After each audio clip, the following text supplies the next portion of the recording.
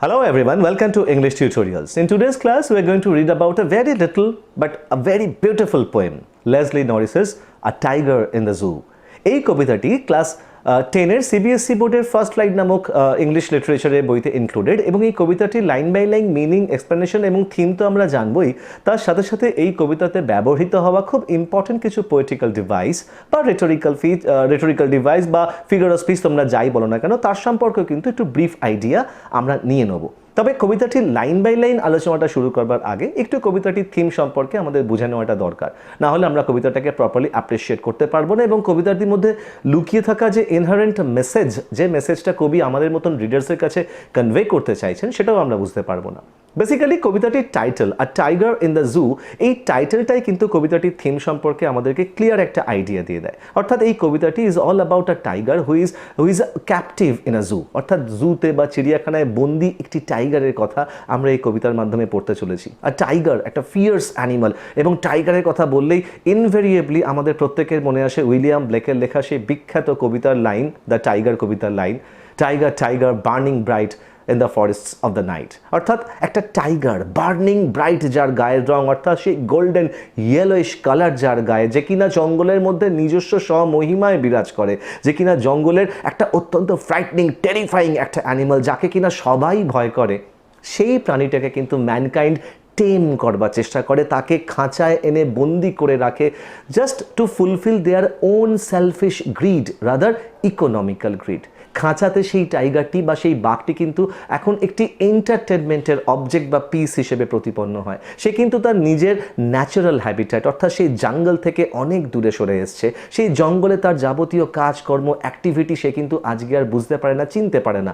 এখন তার পেরিফেরি বলতে কিন্তু খাঁচার ওই সংক্ষিপ্ত ছোট্ট একটুখানি জায়গা, যে জায়গাটার মধ্যেই তাকে কিন্তু 24 আওয়ার্স আ ডে থাকতে হয়। যন্ত্রণা, ব্যথা, বেদনা বাঘটি কেউ বোধ করে না? ডেফিনেটলি বাঘটিও বোধ করে। সে চায় ফ্রিডম, সে চায় মুক্তি, এবং কিন্তু সেই মুক্তি পাওয়ার কিন্তু কোনো উপায় নেই। তাহলে এই কবিতাতে টাইগারের যাবতীয় ব্যথা বেদনার চিত্র আমরা পাবো, ম্যানকাইন্ডের নিষ্ঠুরতা, ম্যানকাইন্ডের আর্থিক স্বার্থসিদ্ধির লোভ বা লালসার কথা আমরা জানতে পারবো।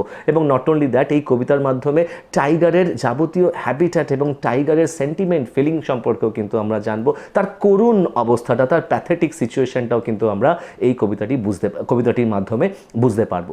কবি কিন্তু বা লেসলি নরিস কিন্তু বেসিক্যালি ম্যানকাইন্ডকে ক্রিটিসাইজ করছেন, ম্যানকাইন্ডকে সমালোচনা করছেন এবং তিনি বলতে চাইছেন এই কবিতার দ্বারা যে মানব জাতি অর্থাৎ mankind and nature should thrive together. দুজনের মতন একসাথে বড় হয়ে উঠতে হয়, একসাথে গ্রো করতে হয়। কারোর কিন্তু কাউকে হার্ম করবার কোনো অধিকার নেই, কিন্তু ম্যানকাইন্ড এতটাই নিষ্ঠুর, এতটাই স্বার্থপর যে তারা কিন্তু সেটা বোঝে না। তাই তারা চিড়িয়াখানায় জন্তুদেরকে এনে আটকে রাখে এন্টারটেনমেন্টের জন্য।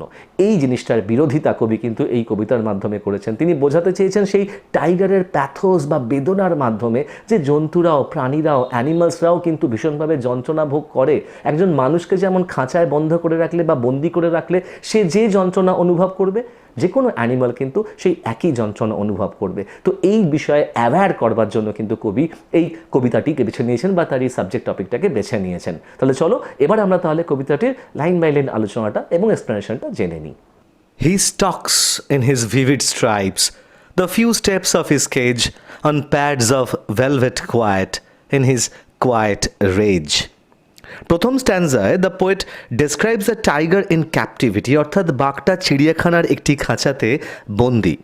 তার প্রজাতির অন্যদের মতোই তার শরীরের ব্রাইট অ্যান্ড প্রমিনেন্ট স্ট্রাইপস, তার সেই উজ্জ্বল এবং একদম পরিষ্কারভাবে দেখতে পেয়ে যাওয়া সেই কালো ডোরাকাটা দাগগুলি কিন্তু পরিষ্কারভাবে ভিজিবল। আনফর্চুনেটলি অর্থাৎ দুর্ভাগ্যবশত বাঘটি তার বন্দি দশায় কিছু কদম বা পাই কিন্তু হাঁটতে পারছে সেই খাঁচার মধ্যে, কারণ খাঁচার জায়গা অত্যন্ত সীমিত, অত্যন্ত অল্প। বাঘটির পায়ের বা থাবার সেই নিচের নরম অংশটি বা সেই ফ্লেশি পার্ট, যেটা কিনা padded part of its feet, makes his walk or stalking silent. অর্থাৎ বাঘের থাবার নিচের সেই মাংসল বা ফ্লেশি পার্টটা, যেটা কিনা ভেলভেটের মতন নরম, সেই ভেলভেটের মতন নরম অংশ পায়ের তলায় থাকবার কারণে বাঘটি যখন তার খাঁচায় হাঁটাচলা করছে, পায়চারি করছে, তখন কিন্তু কোনো রকমের আওয়াজ পাওয়া যাচ্ছে না। কবি বলছেন যে বাঘটি ইজ ইন রেজ, এক হিংস্র রাগ তার মধ্যে বর্তমান, যেটা কিন্তু বোঝা যাচ্ছে। কিন্তু তার এই বন্দি দশা সেই রাগকে, সেই হিংস্রতাকে কিন্তু অনেকটাই শান্ত করে দিয়েছে, কারণ বাঘটা এই খাঁচার মধ্যে হেল্পলেস, সে তার নিজের ওয়াইল্ড হ্যাবিট্যাটে নেই, ফলে এই খাঁচার বন্দিত্ব তার যাবতীয় রাগ বা হিংস্রতাকে কিন্তু অনেকটাই স্তিমিত করে দিয়েছে, অনেকটাই পেল করে দিয়েছে। এই প্রথম স্ট্যান্জাটিতে মূলত তিনটি পোয়েটিক ডিভাইস বা ফিগার অফ স্পিচের ব্যবহার হয়ে রয়েছে। একটা হচ্ছে সিনেকডকি। সিনেকডকি হচ্ছে এমনই একটি পোয়েটিক ডিভাইস যার দুটো ফর্ম হয়, দুটো ভ্যারিয়েশন হয়। একটা হচ্ছে পার্ট ফর হোল, আর একটা হচ্ছে হোল ফর দ্য পার্ট। অর্থাৎ পার্ট ফর হোল বলতে কোনো একটি এন্টিটির খানিকটা অংশকে বলে যদি তার সামগ্রিক বা সম্পূর্ণ অংশটাকে বা দ্য এন্টায়ার পার্টটাকে বোঝানো হয়, তখন তাকে বলা হয় part for the whole.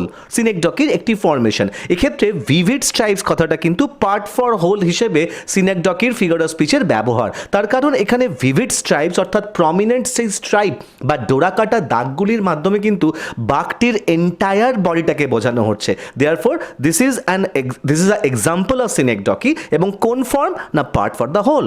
Next one is metaphor. Metaphor বলতে বোঝানো হয় যে দুটো অ্যাপারেন্টলি ডিসিমিলার জিনিসের মধ্যে তুলনা করা বা তাদের মধ্যে রিলেট করা। এখানে প্যাডস অফ ভেলভেট কোয়াইট, এক্ষেত্রে এই যে ভেলভেট কথাটি, প্যাডস অফ ভেলভেট কথাটি, এটা কিন্তু বাঘের পায়ের নিচের সেই ফ্লেশি পার্টটাকে, সেই প্যাডেড পার্টটাকে বোঝানোর জন্য ব্যবহার করা হয়েছে। কিন্তু আপাত অর্থে ভেলভেট এবং বাঘের পায়ের নিচের অংশ, এ দুটির মধ্যে কিন্তু অ্যাপারেন্টলি কোনো সিমিলারিটিস নেই। তো therefore this is example of metaphor. And the next one is quite rage. এটা কিন্তু একটা অক্সিমোরনের এক্সাম্পল।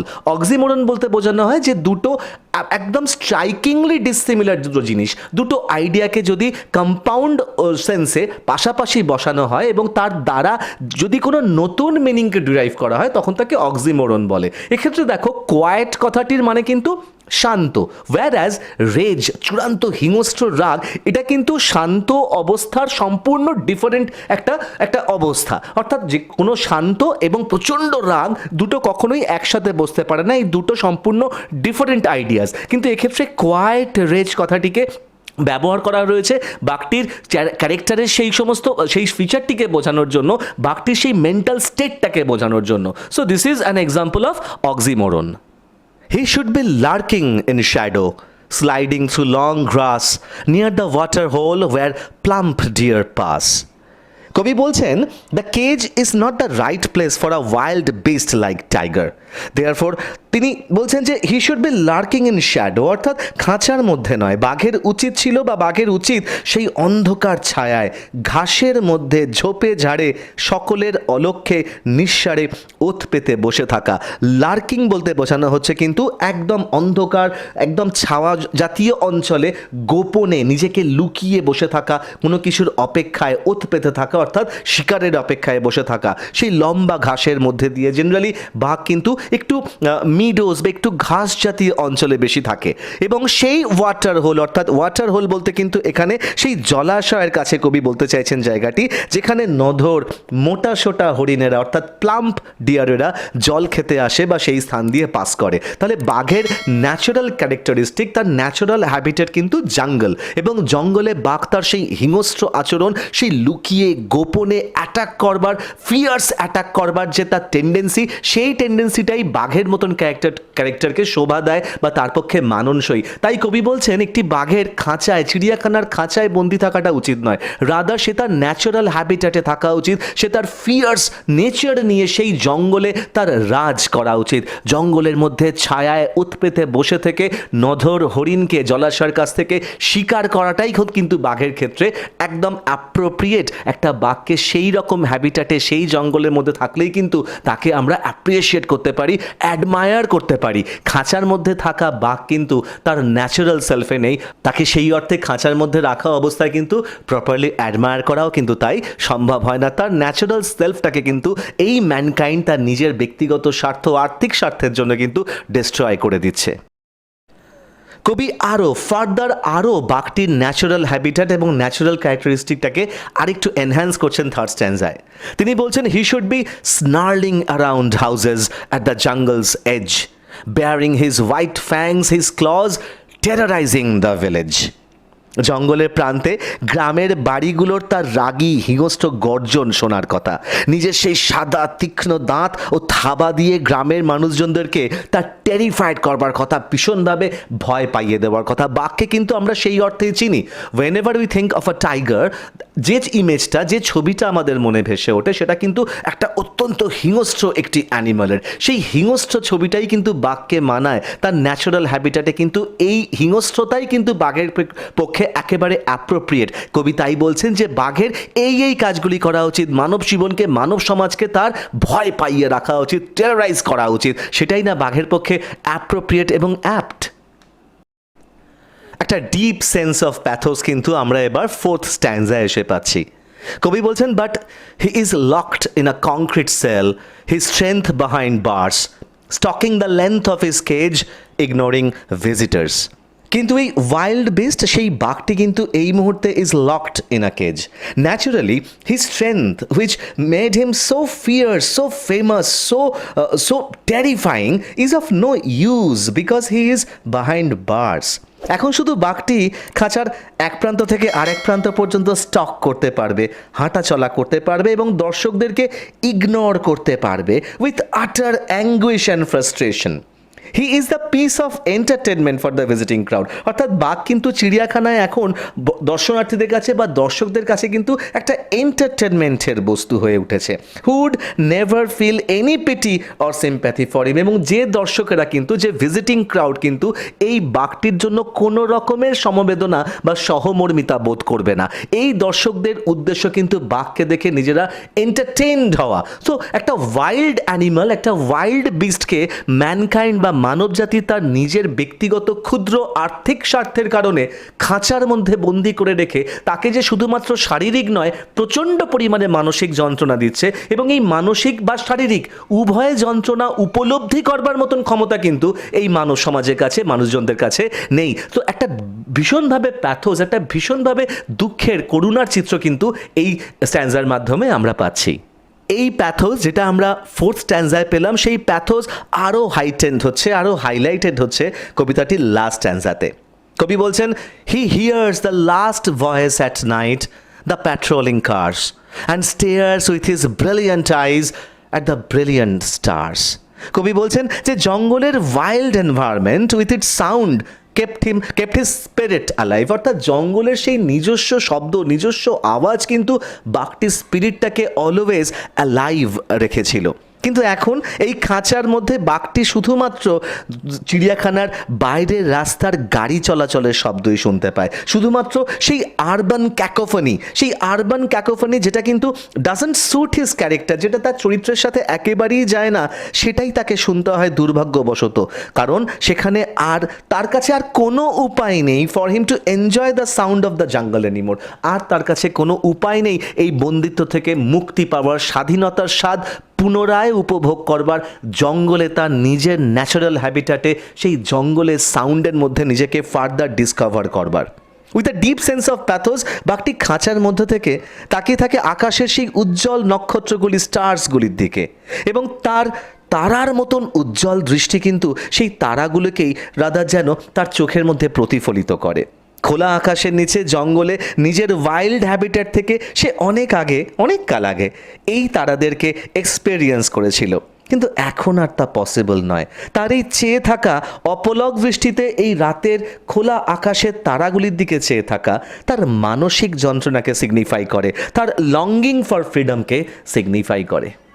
এই স্ট্যান্জায় দুবার ব্রিলিয়ান্ট শব্দটির প্রয়োগ বেসিক্যালি এমফাসাইজিংয়ের জন্য ব্যবহার করেছেন কবি, অর্থাৎ জোর দিয়ে বোঝানোর জন্য। এবং ভয়েস কথাটি কিন্তু ওয়ান্স এগেন এখানে একটি মেটাফোরের এক্সাম্পল, বিকজ এই ভয়েস কথাটি কিন্তু মানুষের কণ্ঠস্বর বা কোনো প্রাণীর কণ্ঠস্বরের জন্য কিন্তু ব্যবহার করা হয়, কিন্তু এখানে ভয়েস বলতে কিন্তু বেসিক্যালি বোঝানো হচ্ছে যানবাহন, ভেহিকলসের শব্দটাকে। তাহলে মানুষের ভয়েস এবং যানবাহন বা ভেহিকলের সাউন্ড দুটো কিন্তু অ্যাপারেন্টলি ডিসসিমিলার জিনিস, কিন্তু এক্ষেত্রে যেহেতু ভয়েসের মাধ্যমে পেট্রোলিং কার্সের আওয়াজ বা সাউন্ডকে বোঝানো হচ্ছে, একটা কম্প্যারিজন টানা হচ্ছে, সেই কারণে এটি একটি মেটাফোরের এক্সাম্পল। আই থিঙ্ক এই আলোচনাটার পরে এই কবিতাটিকে নিয়ে কোনো রকমের ডাউট বা কনফিউশন তোমাদের নেই। কবিতাটি খুব সিম্পল, খুব সহজ সরল কবিতা, কিন্তু খুব ইন্টারেস্টিং ও খুব বিউটিফুল একটি কবিতা, যার মধ্যে কিন্তু একটা খুব সিগনিফিক্যান্ট মেসেজ রয়েছে, যে মেসেজটির কথা আমরা কবিতাটির ইন্ট্রোডাকশনের সময় আলোচনা করেই নিয়েছি। তাই আই হোপ যে তোমরা যারাই ক্লাসটি দেখলে বা পুরো এক্সপ্লেনেশনটাকে ফলো করলে, যে তোমাদের নিশ্চয়ই এই কবিতাটিকে নিয়ে খুব একটা কোনো ডাউট নেই, কনফিউশন নেই। তো যদি মনে হয় যে ভিডিওটি ভালো লেগেছে বা আমার এই এক্সপ্লেনেশনটা তোমাদের কাছে অ্যাকসেপ্টেবল বলে মনে হয়েছে, হেল্প হতে পারে বলে মনে হয়েছে, তাহলে প্লিজ ভিডিওটিকে লাইক করতে ভুলো না, শেয়ার করতে ভুলো না। আর ইংলিশ টিউটোরিয়াল চ্যানেলটিকে হেল্প করতে চাইলে, সাপোর্ট করতে চাইলে প্লিজ ডু সাবস্ক্রাইব, বেল আইকনটাকেও প্রেস করে নিও, যাতে এই ধরনের লিটারেচার ওরিয়েন্টেড ভিডিও নোটিফিকেশন তোমরা প্রথমেই পেয়ে যাও, মিস না করো। ইন দ্য মিন টাইম সকলে ভালো থেকো, stay safe, keep watching English tutorials, keep learning, and thank you so much for giving your time. Thank you.